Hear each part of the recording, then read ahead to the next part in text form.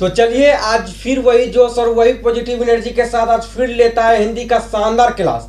और इससे पहले का वीडियो यदि आप नहीं देखें चैप्टर नंबर 1, यदि आप नहीं देखें जाकर उस चैप्टर नंबर 1 देख लीजिए। ये आपका चैप्टर नंबर 2 है, ठीक है। उसने कहा था, तो चलिए हम स्टार्ट करते हैं। उसने कहा का लेखक क्या, उसने कहा था का लेखक कौन है?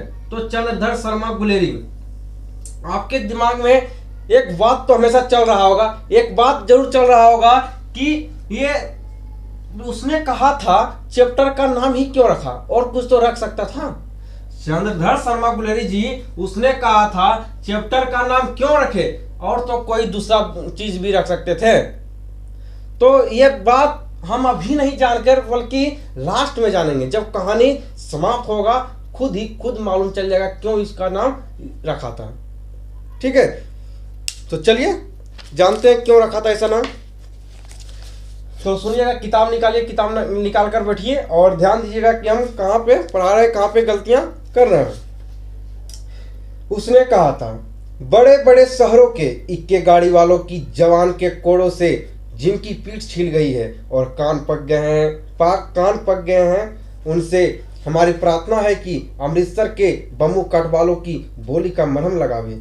जब बड़े बड़े शहरों की चौड़ी सड़कों पर घोड़ों की पीठ को चाबुक से धुनते हुए इक्के वाले कभी घोड़े की नानी से अपना निकट संबंध स्थित करते हैं, कभी राह चलते पैदलों की आंखों के न होने पर तरस खाते हैं, कभी उनके पैरों की अंगुलियां के पैरों को चिथक कर अपने ही को सताया हुआ बताते हैं, और संसार भर की ग्लानि निराशा और क्षोभ के अवतार बने नाक की सीध चले जाते हैं।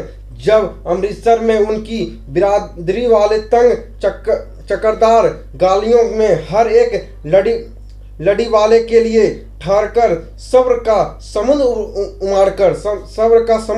उमाड़कर बच्चों खालसा जी हटो भाई जी, ठहरना भाई, आने दो लाला जी, हटो वाच्छा करते हुए सफेद फेटो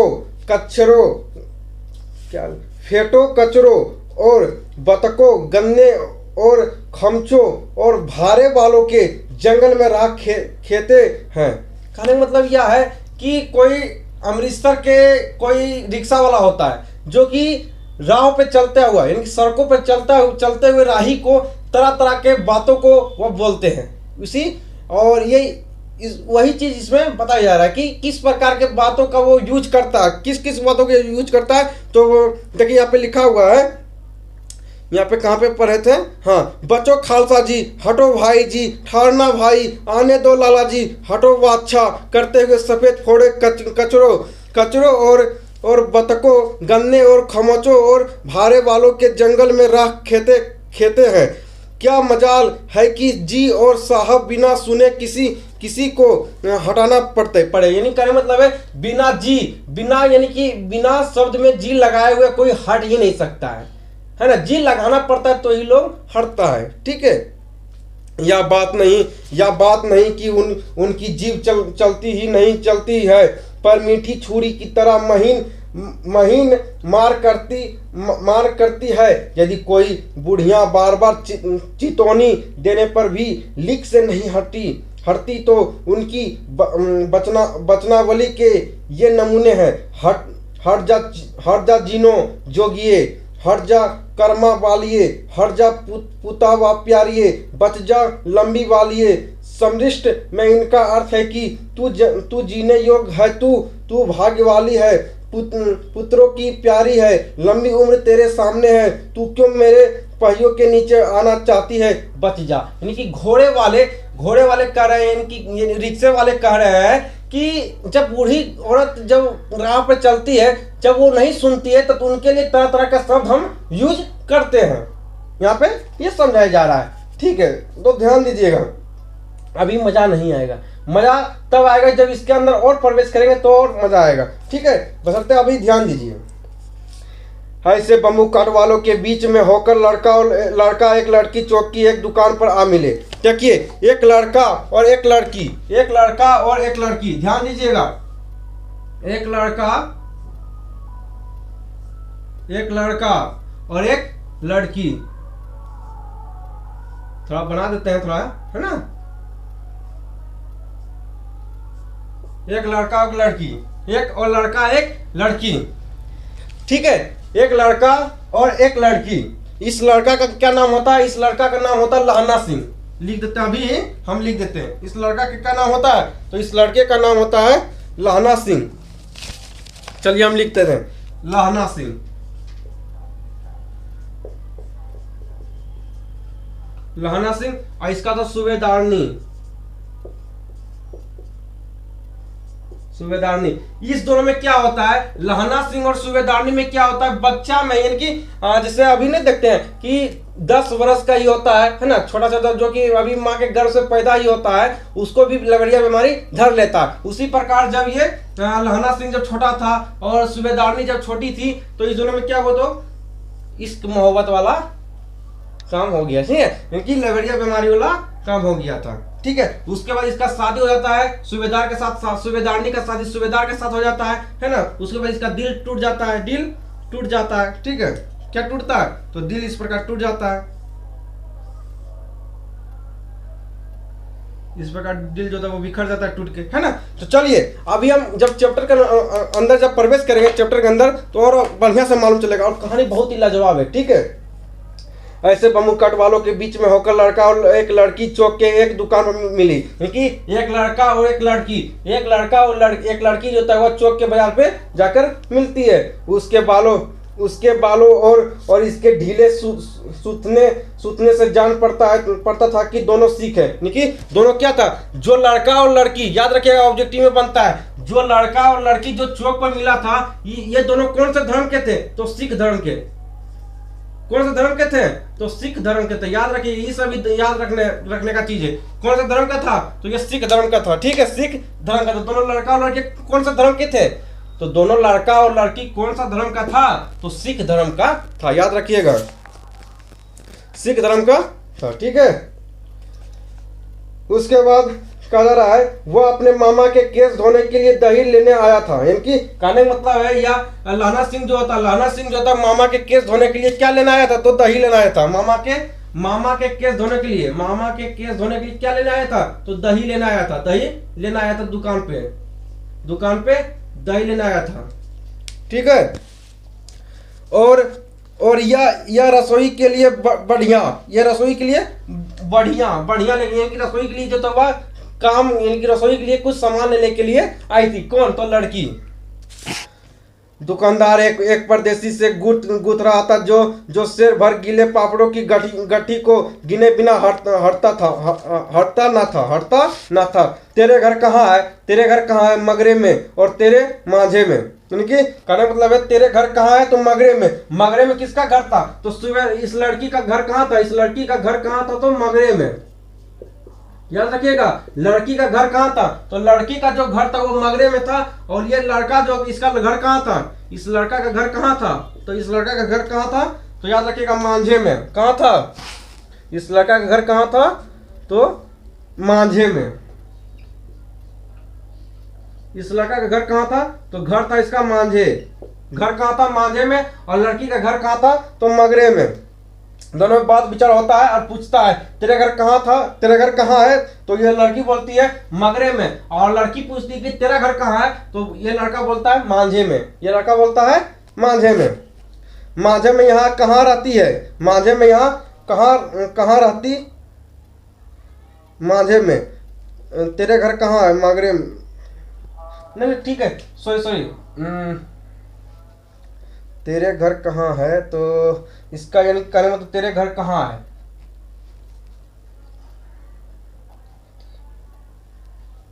सॉरी एक मिनट रुकिएगा।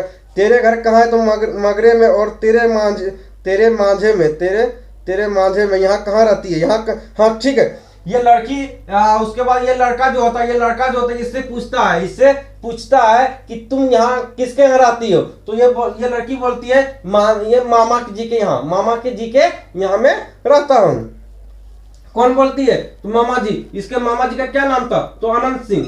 याद रखिएगा, सब चीज एक एक लाइन याद रखना है। अंतर सिंह, मामा का क्या नाम था? तो अंतर सिंह। मामा का नाम क्या था? तो मामा का नाम था अंतर सिंह। और ये लड़की किसके यहाँ रहती थी? मामा के यहाँ रहती थी। मामा का क्या नाम था? तो अंतर सिंह। मामा का क्या नाम था? तो मामा का नाम था अंतर सिंह। ठीक है, अंतर सिंह की बैठक में वे मेरे मामा होते हैं। मैं मामा, ये भी किसके यहाँ आया था? तो ये भी मामा के यहाँ आया था। ठीक है, सब चीज याद रखिएगा। लड़का किसके यहाँ, लड़का जो होता है ये लड़का किसके यहाँ आया था? तो ये भी लड़का मामा के यहाँ आया था। ठीक है, याद रखिएगा। इतने में दुकानदार निपटा और इनका सौदे देने लगा। सौदा लेकर दोनों साथ साथ चले। कुछ दूर जाकर लड़के ने मुस्कुराकर पूछा। ये लड़के जो होता है वो ये लड़का मुस्कुराकर पूछता है। देखिए क्या पूछता है? तेरी कुड़माई हो गई? तेरी कुड़माई, ये लड़का पूछता है। ये लड़का पूछता है कि तेरी कुड़माई हो गई। क्या पूछता है? तेरी कुड़माई हो गई।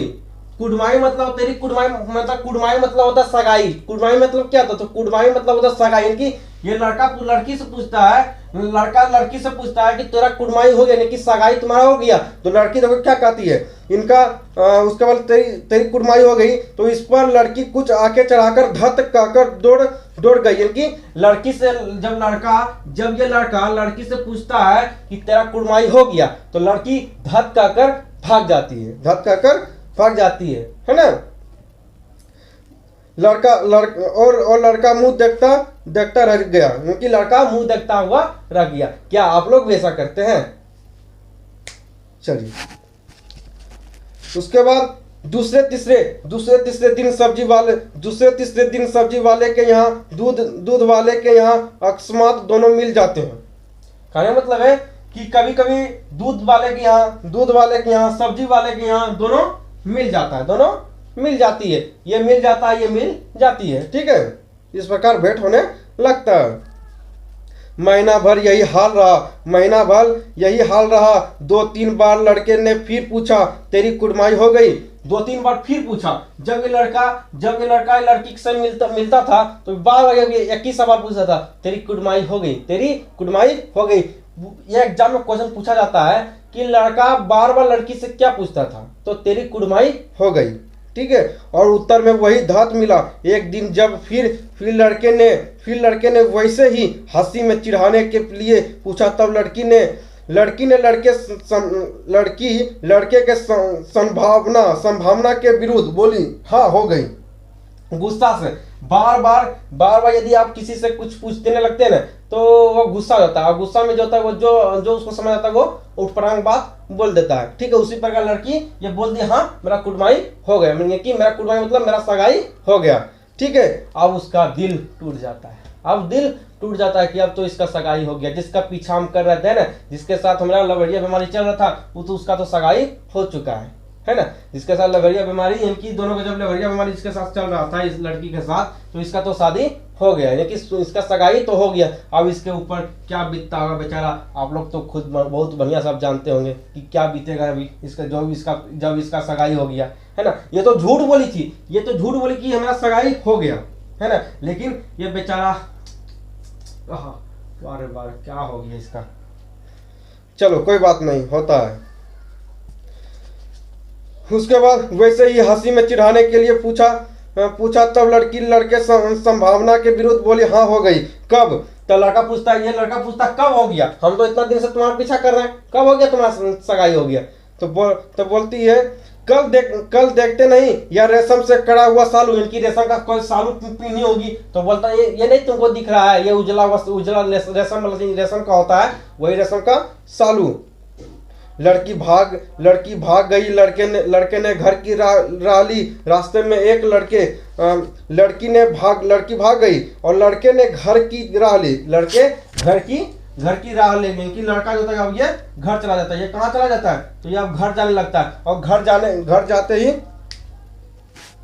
जाने के क्रम में क्या घटना होता है ये देखिएगा। घर जाते ही समय क्या घटना होता है। रास्ते में एक लड़के को मोरी में ढकल दिया, यानी कि जब ये घर जाने लगा, जब इसका दिल टूट गया, जब इसका प्यार में दिल टूट गया, तो ये देखिए इसका क्या रिएक्शन होता है। पहले नंबर तो ये क्या किया कि रास्ते में एक लड़के को मोरी में ढकल दिया। कि मोरी मतलब होता है मोरी में ढकल दिया, एक लड़के को मोरी में ढकल दिया। एक छावड़ी वाले की दिन भर की कमाई खोई। कि एक छावड़ी वाले की दिन भर की कमाई खोई। एक कुत्ते को पत्थर मारा। एक कुत्ता क्या किया? एक कुत्ता को पत्थर मारा। और एक गोभी वाले के ठेले में दूध उड़ेल दिया। इनकी एक गोभी वाले के ठेले में दूध उड़ेल दिया। सामने नहाकर आती हुई किसी वैष्णवी से टकराकर अंधे की उपाधि पाई। तभी कहीं घर पहुंचा। इनका ये क्या रिएक्शन होता है? प्यार मत करो मेरे भाई, प्यार क्यों करते हो? देखिए प्यार करने का नतीजा क्या हुआ जब दिल टूटा। वाह रे बेचारा, क्या इसका हाल हो गया। दिल टूटा, देखिए कितना का ये सामान, कितना आदमी को ये नुकसान पहुंचा दिया है ना। ये दिल टूटने के क्रम में जैसे ही बोला कि मेरा सगाई हो गया, मेरा कुटमाई हो गया, देखिए लवेरिया बीमारी का क्या असर पड़ता है। बस दिल इसका टूट गया। उसके बाद देखिए इसका क्या रिएक्शन हुआ। पहला नंबर ये क्या किया कि एक रास्ते में आते हुए लड़के को ये मोरी में ढकल दिया। एक छावड़ी वाले के दूध भर की कमाई, दिन भर की एक छावड़ी वाले का दिन भर की कमाई उसका जो है वह बर्बाद कर दिया। एक कुत्ते को पत्थर मारा। एक कुत्ते को क्या किया? तो एक कुत्ता को क्या किया? तो एक कुत्ता को पत्थर मारा। और एक गोभी वाले के ठेले में दूध उबल दिया। एक गोभी वाला गोभी बेचता होगा, कोई गोभी बेचता होगा और कोई दूध ले जाया जाता होगा, और दूधा क्या किया? तो गोभी वाले के ठेला पर उछल दिया। देखिए प्यार में क्या होता है। प्यार में क्या होता है? दिल टूट गया ना। इसका दिल टूटता है तो मालूम चल जाता है कैसे क्या होता है। आपको हमसे ज्यादा आपको मालूम होगा क्या होता है, ये क्या रिएक्शन हुआ। और उसके बाद क्या हुआ? उधर से एक वैष्णवी औरत उधर से आ रही थी। और उसमें जाकर ये लड़का उसमें जाकर टकरा जाता है। और जो होता है ये अंधा का उपाधि प्राप्त करता है। कहने मतलब है कि अंधे की उपाधि किसने दिया? तो नहा कर आई हुई एक औरत उधर से आ रही थी, उसने ही अंधे की उपाधि दी है। याद रखिएगा, एक महिला यानी कि वैष्णवी से टकरा कर अंधे की उपाधि पाई। यानी कि किससे उपाधि, यानी कि अंधे की उपाधि किससे पाई? तो वैष्णवी औरत उधर से नहा कर आ रही थी, उसी से अंधे की उपाधि पाई। ठीक है। राम यह भी कोई लड़ाई है, दिन रात खंदकों में। ये सेकंड पार्ट, ये फर्स्ट पैराग्राफ खत्म हो गया। अब सेकंड पैराग्राफ में एंट्री कर रहे हैं। सुनिए, स्टार्ट करते हैं। राम यह भी कोई लड़ाई है, दिन रात खंदकों में बैठे हड्डियां अकड़ गई। लुधियाने से 10 गुना जाड़ा और बर्फ ऊपर से पिंडलियों तक कीच में धसे हुए हैं। गनीम कहीं दिखता ही नहीं। गनीम मतलब होता है दुश्मन। याद रखिएगा, गनीम मतलब क्या होता है? तो गनीम मतलब होता है दुश्मन। गनीम मतलब क्या होता है? तो गनीम मतलब होता है दुश्मन। याद रखिएगा, गनीम मतलब होता है दुश्मन। तो घंटे में गनीम कहीं दिखता ही नहीं। 2 घंटे में कान के पर्दे फाड़ने वाले धमाके के साथ सारी खंदक हिल जाती है और सौ गज धरती उछल पड़ती है। गेबी गोले से बचे तो कोई लड़े। नगरकोट का जलजला सुना था। यहाँ दिन में 25 जलजले होते हैं, जो कई खंदकों से बाहर सफा या कूहनी निकल गई तो चटाक से गोली लगती है। ना मालूम बेईमान मिट्टी में लेटे हुए हैं या घास की पत्तियों में छिपे रहते हैं। लहना सिंह और 3 दिन है। 4 तो खंदकों में बिता ही दिए। परसों रिलीफ आ जाएगी और फिर 7 दिन की छुट्टी। अपने हाथों झटका करेंगे और पेट